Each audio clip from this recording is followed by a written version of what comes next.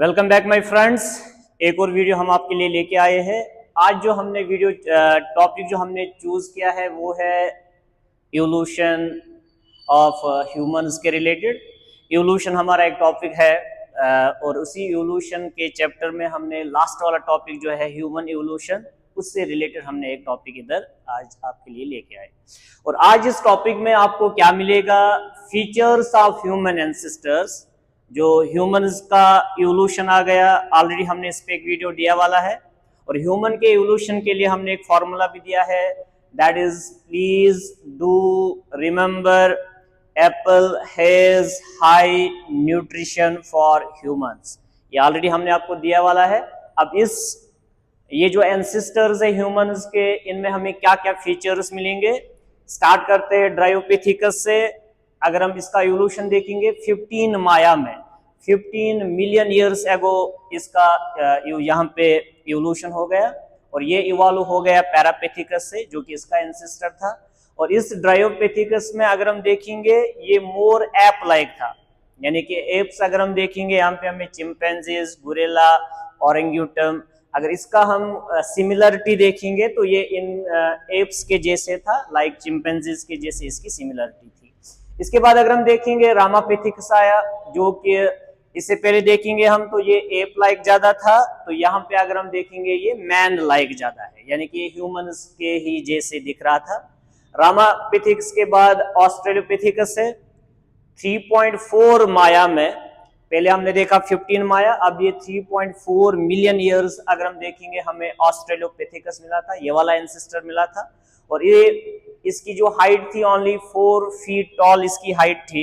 और इसके बाद ये हमें ईस्ट अफ्रीका यानी कि इथोपिया और तंजानिया में हमें ये मिला था। इसका जो फॉसिल है वो हमें इथोपिया और तंजानिया में मिल रहा है।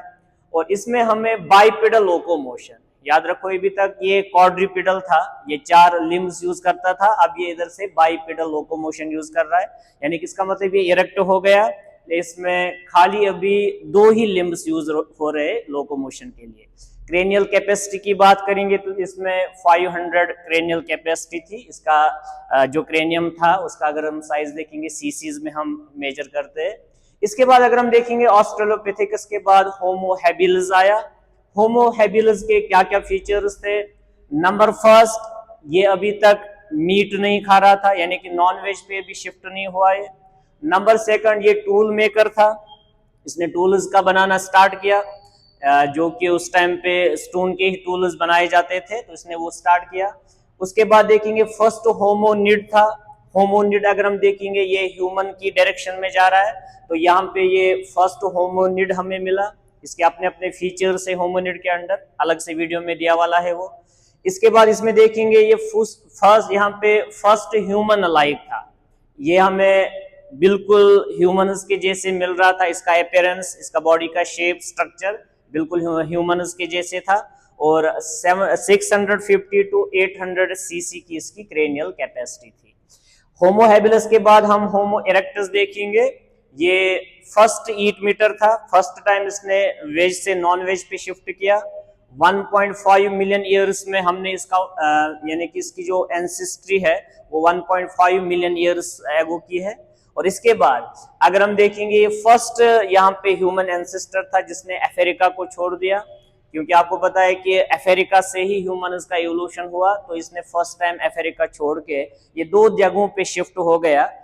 सबसे पहले अगर हम देखेंगे इसके दो जो बाद में सक्सेसर्स आए, एक जावा मैन था, एक पेकिंग मैन था।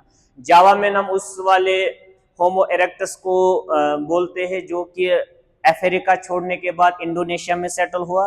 और पेकिंग मैन हम चाइना मैन को बोलते हैं, जो चाइना की रेस अगर हम देखेंगे पेकिंग मैन से ही जुड़ता है।